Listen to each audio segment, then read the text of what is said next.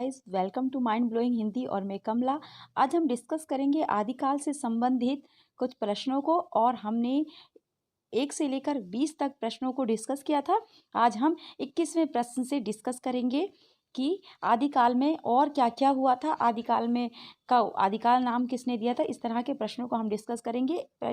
Exam की दृष्टि से ये क्वेश्चन बहुत ही इंपॉर्टेंट है। तो चलिए शुरू करते हैं। 21वां प्रश्न है हमारा, डॉक्टर राम कुमार वर्मा ने हिंदी साहित्य का आरंभ कब से माना है। तो आंसर हो जाएगा हमारा ए 693 ईस्वी। 693 ईस्वी इन्होंने माना। तो ये डॉक्टर राम कुमार वर्मा द्वारा रचित हिंदी साहित्य का आलोचनात्मक इतिहास सन 1938 में प्रकाशित हुआ।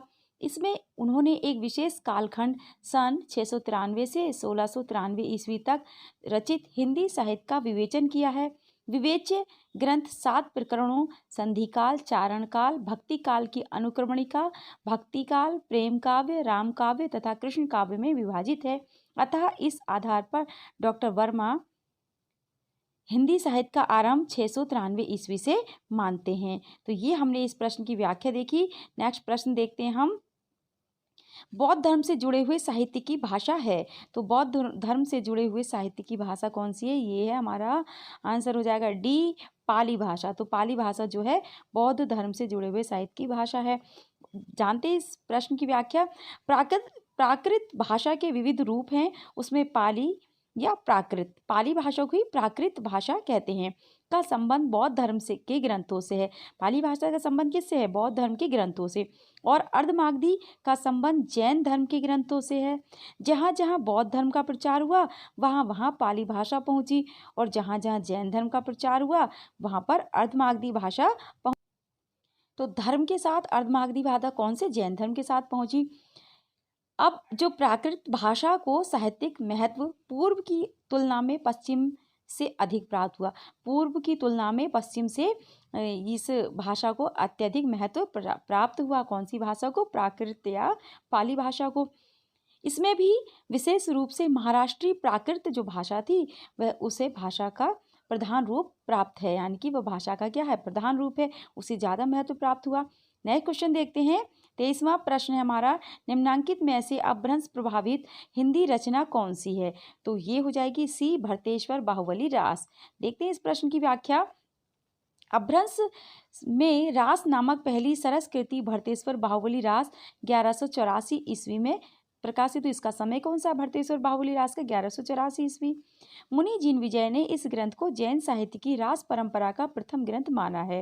इसकी रचना शालिभद्र सूरी ने की थी। शालिभद्र सूरी ने पंच पांडव चरित रास की भी रचना की। अब शालिभद्र सूरी ने देखिए एक भरतेश्वर बाहुबली रास और दूसरी पंच पांडव लिखी। खुमार रासों के 43 छंद प्राप्त हुए हैं। इस काव्य के कवि का नाम तो अज्ञात है, परंतु एक स्थल पर दलपति विजय शब्द देखकर आलोचकों ने अनुमान लगाया लिया कि दलपति विजय ही खुमार रासों का कवि था। ढोला मारूरा दुहा के कवि कल्लोल हैं। ढोला मारूरा दुहा अपने मूल रूप में उपलब्ध नहीं है। यह लोक काव्य दोहाबद्ध था और मौखिक परंपरा में सुना और गाया जाता था। नेक्स्ट क्वेश्चन देखते हैं। अपभ्रंश प्रभावित रचना कौन सी है? तो अपभ्रंश प्रभावित रचना कौन सी है? ए हो जाएगा भरतेश्वर बाहुबली रास, अभी हमने देखी थी। नेक्स्ट क्वेश्चन है हमारा, शालिभद्र सूरी की रचना का नाम है। तो शालिभद्र सूरी की रचना का नाम क्या है? भरतेश्वर बाहुबली रास। और एक और हमने कौन सी पढ़ी थी? देखिए नेक्स्ट क्वेश्चन देख लेते हैं कि पंच पांडव चरित रास के रचयिता कौन है? तो पंच पांडव किसने लिखी थी? अभी हमने पढ़ा था, ये शालिभद्र सूरी ने 2 रचनाएं लिखी। एक कौन सी? भरतेश्वर बाहुबली रास और दूसरी पंच पांडव। नेक्स्ट देखते हैं। 11वां प्रश्न है हमारा, 27वां प्रश्न है, 11वीं शताब्दी में रचित लोक भाषा काव्य है। तो 11वीं शताब्दी में लोक भाषा काव्य कौन सा लिखा गया? ये डी हो जाएगा, ढोला मारूरा दुहा। तो ये हमारा क्वेश्चन था। 27 प्रश्न हो गए। नेक्स्ट क्वेश्चन हम देखते हैं। नेक्स्ट 28वां प्रश्न देखने से पहले 27वें प्रश्न की व्याख्या देखते हैं। ढोला मारूरा दुहा 11वीं शताब्दी में रचित एक लोक भाषा काव्य है। दुहा घड़ा पुराणा अछई पंक्ति इसकी प्राचीनता की ओर संकेत करती है। मूलतः दोहों में रचित इस लोक काव्य को 17वीं शताब्दी में कुशल राय वाचक ने कुछ चौपाइयां जोड़कर इसका विस्तार किया था।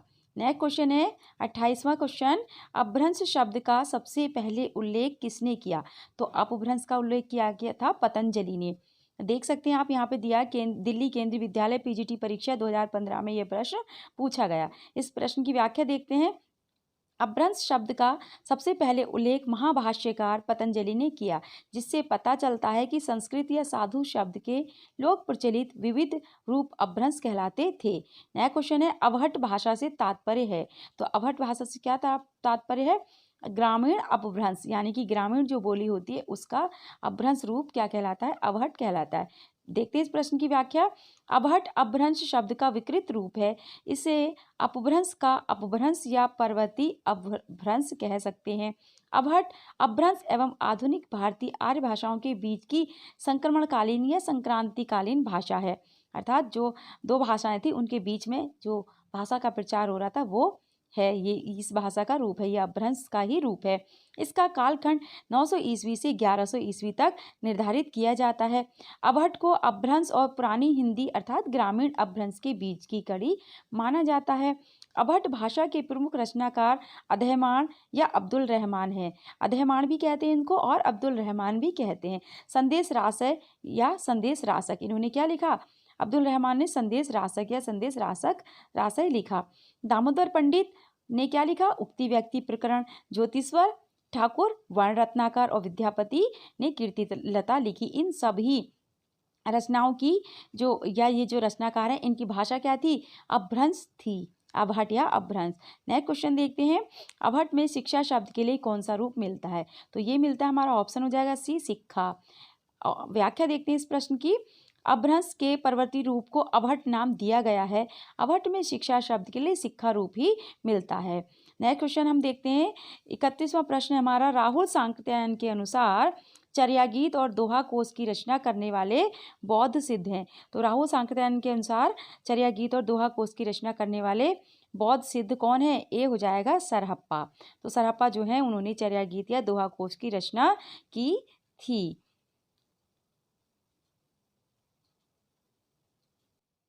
देखते हैं 31वें प्रश्न की व्याख्या। राहुल सांकृत्यायन के अनुसार चर्या गीत और दोहा कोश की रचना करने वाले पहले बौद्ध सिद्ध सरहप्पा हैं। सरहप्पा को हिंदी का पहला कवि माना जाता है। राहुल सांकृत्यायन ने, अब देखिए सरहप्पा को हिंदी का पहला कवि माना जाता है।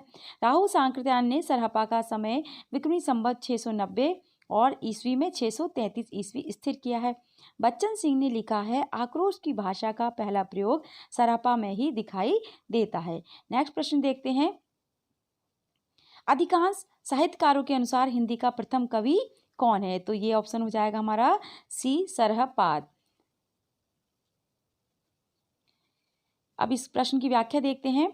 अधिकांश साहित्यकारों ने, जो साहित्य को लिखने वाले इतिहासकार थे, उनके अनुसार हिंदी के प्रथम कवि का नाम सरहपाद है। वे सिद्धों में सबसे पुराने माने जाते हैं। कौन? सरहपा या सरहपाद। राहुल सांकृत्यायन ने 7वीं शताब्दी ईस्वी के सरहपाद को हिंदी का प्रथम कवि माना है। उनका मूल नाम राहुल भद्र था। सरहपाद का मूल नाम क्या था? राहुल भद्र। और उनके सरहपा, सरोज वज्र, पद्म तथा पद्म वज्र नाम भी मिलते हैं। वे बौद्ध धर्म की वज्रयान और सहजयान के प्रवर्तक तथा 84 सिद्धों में से एक थे। उनकी कविता में अपभ्रंश का साहित्यिक रूप छूट गया है तथा बोलचाल की भाषा जो आरंभिक हिंदी है प्रयुक्त हुई है।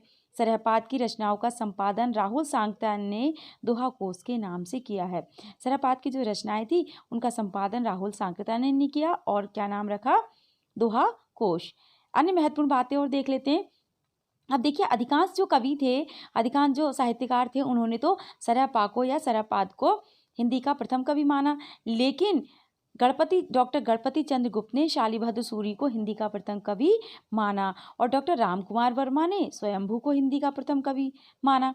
तो ये दोनों अलग अलग इनके विचार हैं। क्वेश्चन है हमारा नेक्स्ट,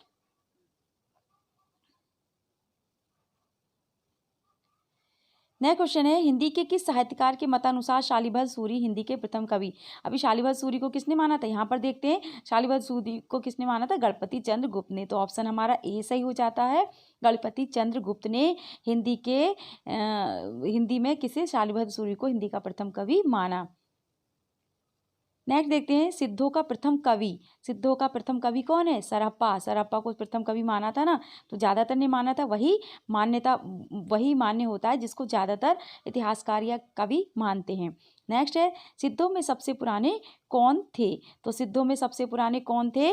बी ऑप्शन हो जाएगा सरहप्पा। तो सरहप्पा जो थे सिद्धों में सबसे पुराने कवि हैं।